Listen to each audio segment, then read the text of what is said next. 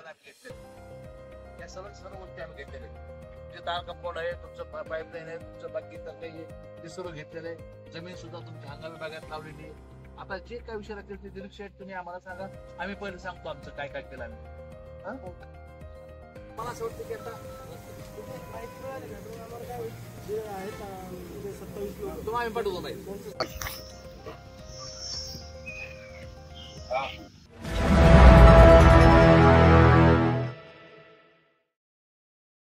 नमस्कार मित्रांनो, गेल्या 49 दिवसांपासून देवमूर्ती येथे जालना नांदेड समृद्धी बाधित शेतकऱ्यांचं जे आंदोलन सुरू आहे त्या आंदोलनाला भेट देण्यासाठी चर्चा करण्यासाठी आमदार अर्जुनराव खोतकर आलेले. आपण जाणून घेऊया. भाऊ, आज 49 दिवस झाले शेतकरी आंदोलनाला बसलेले, नेमकी काय चर्चा झाली? आज SDM साहेब पण तुमच्या सोबत आलेले होते, तर काही मार्ग निघाला, तोडगा निघाला आहे का?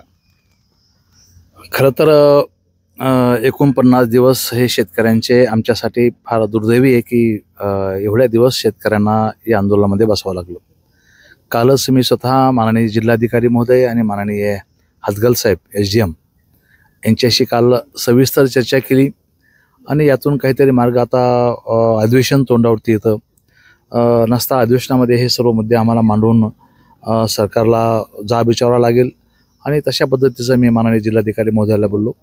तर मला आपल्याला खरंच प्रामाणिकपणे सांगितलं पाहिजे की जिल्हाधिकारी महोदय आणि आत्ताचे उपविभागीय अधिकारी हदगल साहेब हे दोघंही शेतकऱ्यांच्या विषयी कनवळा ठेवणारे माणसं आहेत आणि कायदा काय आहे, कायद्याच्या चोकळीत कसं बसवता येईल या अनुषंगाने त्यांनी हा प्रयत्न केला आणि मला असं वाटतं की जे न्याय आहे ते न्याय करण्याचा प्रयत्न या ठिकाणी हदगल साहेबांनी आणि माननीय जिल्हाधिकारी महोदयांनी केलेला आहे. खरं तर यांच्या लक्षात आलेलं की हे काही दलाल लोक नाहीत. ज्या काही लोक दलाल करतात तसे ते लोक हे नाहीत. हे खरे ओरिजिनल शेतकरी आहेत आणि त्यांचं क्षेत्र काय आहे, 10 गुंठे, 15 गुंठे, 20 गुंठे, 1 एकर, 1.5 एकर, 2 एकर या पलीकडचा कोणताही शेतकरी नाही. आणि मग ज्या गोष्टी राहून गेल्या होत्या, समजा विहीर राहून गेली, बोर राहून गेला, तार कंपाऊंड राहून गेलं, त्या ठिकाणी शेततळं राहून गेलं, ह्या गोष्टी तर खरं तर राहायला नको होत्या. ज्यांची कोणाची चूक आहे त्यांना भोगावं लागल. असं जरी नाही भोगलं तर परमेश्वर त्यांना भविष्यामध्ये पाहून घेईल की ज्यांनी हे जाणीवपूर्वक अशा पद्धतीनं शेतकऱ्याला त्रास द्यायचा प्रयत्न केला, जे शेत घेतलं नाही.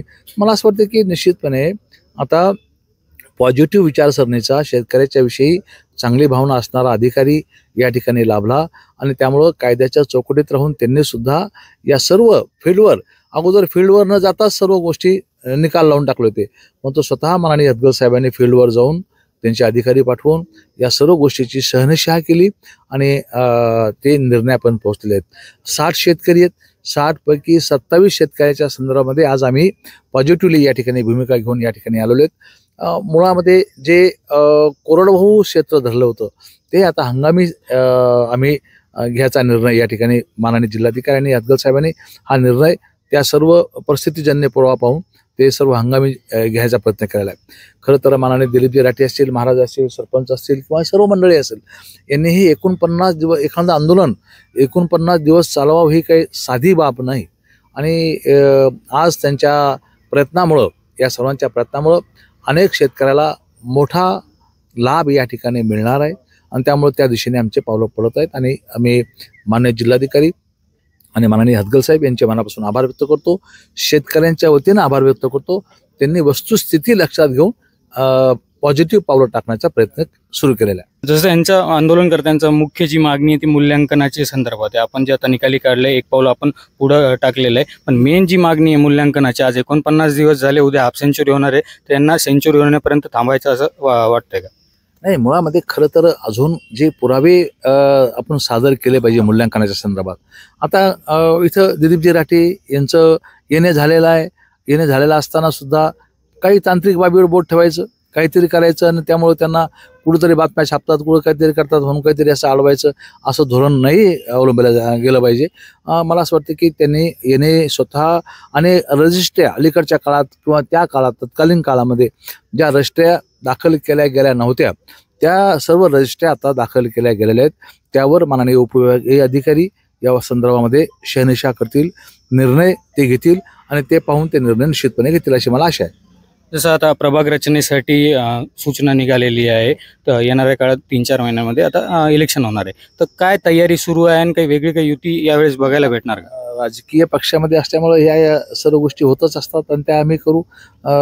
प्राथमिक चर्चा चालू आहे, बाकी पुढे बघू काय होतं. बाकी मित्र पक्षांसोबत काही अजून वाटाघाटी काही सीटवर चर्चा? अजून त्या विषयावर आम्ही बोलणं झालं नाही. जेव्हा होईल तेव्हा तुम्हाला कळू. नक्कीच आता 49व्या दिवशी SDM साहेब आणि आमदार साहेब इथं आले. बऱ्याच लोकांचे जे राहिलेल्या गोष्टी आहे त्या गृहीत धरण्यात आलेल्या आहे आणि मूल्यांकनावर देखील लवकरात लवकर तोडगा काढण्यासाठी आता जिल्हा प्रशासन हालचाली करत आहे. मी अनुप राठी, आपण पाहत आहात पार्श्वमी डिजिटल.